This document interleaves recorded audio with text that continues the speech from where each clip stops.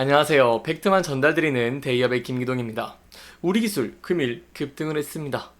아무래도 금일 같은 경우에는 윤 대통령님이 체코로 출국을 했고 체코 원전 수에 대한 기대감이 훨씬 더 증가하고 있는 상황이기 때문에 이에 따른 기대감으로 주가도 큰 폭으로 상승을 하고 있는 모습을 보이고 있는데요.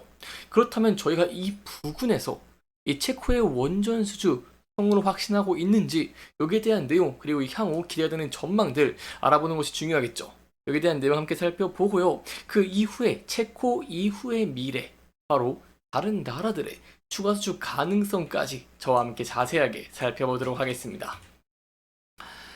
윤 대통령님이요, 이 팀 코리아 체코 신규 원자력 발전소의 최종 수주 지원을 위해서 체코로 떠났습니다.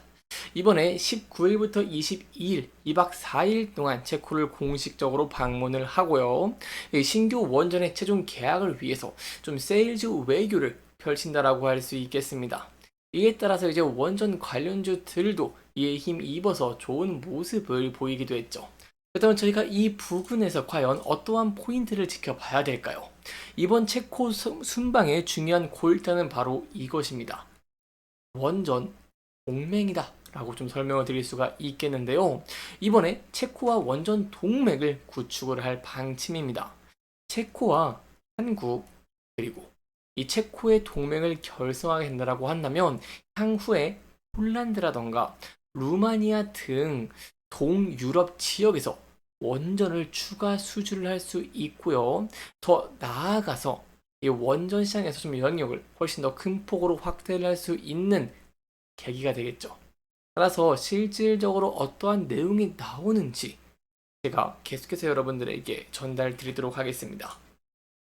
이 사실 체코 원전 수주 같은 경우에는 제가 계속해서 여러분들에게 말씀을 드린 바와 같이 여기에 대한 가능성 굉장히 높죠. 그렇다면 이러한 기대감으로 현재 우리 기술이 좀 상승 동력을 확보를 하고 있는데 그 이후에 과연 어떠한 부분을 지켜봐야 될까요? 당연히 저희가 앞선 사례에서 봤듯이 체코 원전 수주에 대한 기대감으로 상승 동력을 확보를 했기 때문에 그 이후에 추가적으로 수주를 할 수 있을지 이 여부가 굉장히 중요하다라고 설명을 드릴 수가 있겠습니다. 현재 제가 관계자와 직접 컨택을 해본 결과요. 뭐 영국이라던가 영국의 신고 원전 그리고 불가리아 등 좀 유럽 쪽에 굉장히 많은 이 원전들이 예정이 되어 있기 때문에 이 체코 수주 성공 시에는 그 이후에 추가적인 수주 기대가 가능하다라는 답변을 듣기도 했습니다. 그리고 제가 좀 여러분들에게 말씀을 드리고 싶은 게 좀 이런 댓글 하나 달려가지고요. 이번에 웨스팅하우스에 좀 어떠한 기자재가 공급이 되냐라고 좀 질문이 달렸기 때문에 제가 직접 관계자 전화를 해본 결과 이 바라카 원전 같은 경우에도 냉각제 펌프라던가 터빈 기자재 같은 그런 것들을 공급받아서 좀 같이 했다는 식으로 답변을 들었기 때문에 여기에 대한 내용은 조금 염두에 두시면 좋을 것 같습니다. 그렇다면 저희가 또 실질적으로 이렇게 관계자분의 대답도 추가적으로 이 유럽 쪽에 추가 수주가 좀 기대가 좀 되는데 실제로 일정은 어떻게 되고 좀 수주 가능성이 좀 어떻게 될까요? 자, 여기에 대한 내용들 직접 정리를 해왔습니다. 여러분들에게 지금 바로 공개를 하도록 하겠습니다. 일단 폴란드가 있습니다. 폴란드 같은 경우에는 선정 예상 시기가 바로 올해다라고 볼 수 있겠는데요. 폴란드 굉장히 기대감이 높습니다. 왜냐면 폴란드는요, 이 원전 개발 계획 수립과 관련된 MOU를 체결한 뒤에 한수 원과의 본계약 체결 가능성을 묻자 바로 이렇게 대답을 했는데요. 짧게 대답한다. 100%다. 이렇게 멋지게 대답을 했습니다. 그렇기 때문에 제가 여기에 대한 기대감은 좀 가져도 되지 않을까라고 생각을 해볼 수가 있겠습니다. 그렇다면 폴란드는 기대가 가능합니다. 그리고 그 이후에는 또 어떠한 나라가 바로 있을까요? 바로 네덜란드가 있다라고 볼 수 있겠는데요. 네덜란드 같은 경우에는요, 한수원과 미국의 웨스팅하우스 그리고 프랑스 전력공사가 이렇게 네덜란드 원전에서 경합을 펼친다라고 볼 수 있겠고요. 25년 하반기에 사업자를 결정할 예정인 상태이기 때문에 여기에 대한 기대감은 계속해서 상존을 해 있고 저희가 좀 함께 지켜볼 필요가 있다라고 볼 수 있겠습니다. 그 이후에는 UAE입니다. UAE 같은 경우에는요, 현재는 미정입니다. 근데 여기에 대해서 저희가 좀 기대 가능한 포인트가 하나 있다라고 볼 수 있겠는데요.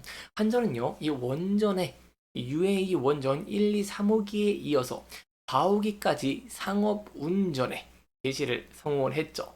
그렇기 때문에 이 한국의 시공 능력을요, UAE에게 알렸고, 이와 더불어서 좀 세계적으로도 좀 입지를 넓혔다라고 생각을 해볼 수가 있겠습니다. 그렇기 때문에 추가적으로 22년 이 원자력 에너지 비중의 3.6%의 목표를 달성하기 위해서 이 3기에서 4기의 원전 추가 건설이 필요하기 때문에 이런 바라카 원전 5호기, 6호기의 프로젝트가 과연 한수원에게 입찰이 되고 그로 인해서 독점 기술을 가지고 있는 우리 기술에게 수혜를 받을 수 있을지 여기에 대한 내용들 또 함께 지켜보시는 게 중요할 것 같고요. 여기에 대한 내용들 계속해서 전달드리도록 하겠습니다. 그 다음으로는 바로 튀르키예가 있습니다. 이 튀르키예 같은 경우에도요, 조금 기대 가능한 포인트가 있다라고 볼 수 있겠는데요. 이 튀르키예 산업기술부 장관은요, 흑해 앞 시노프 지역에서 새 원전을 세울 가능성이 있다라고 밝히기도 했고요.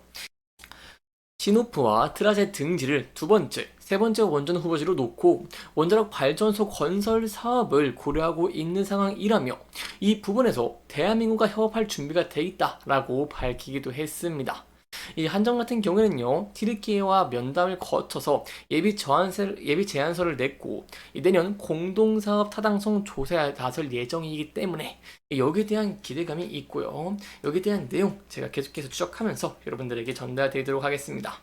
제가 여기까지 원전 수주에 대한 내용들, 좀 기대가 되는 추가 수주에 대한 내용들을 좀 중점적으로 여러분들과 함께 짚어보면서 진행을 했고요.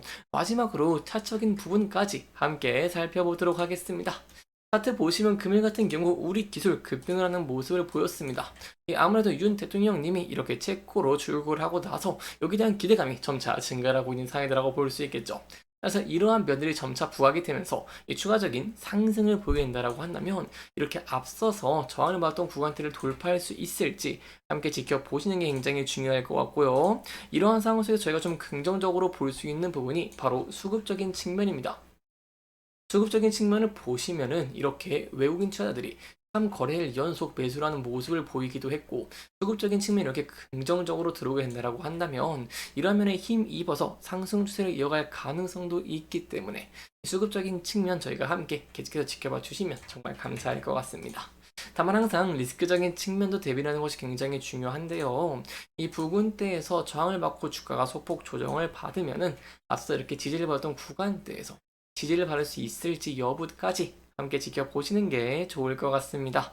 이렇게 이번 영상은요, 저희가 체코 원전에 대한 내용 간단하게 짚어보면서 추가 수주에 대한 가능성까지 함께 짚어보면서 진행을 했고요. 해당 영상은 개인적인 의견이 많이 들어갔기 때문에 투자자분들의 주관적인 생각과 해당 내용을 토대로 현명한 선택을 하시면 좋을 것 같습니다. 이렇게 영상 잘 보셨다면 다음 영상도 시청해 주시길 바라면서 오늘 영상 마무리하도록 하겠습니다. 끝까지 시청해 주셔서 감사합니다.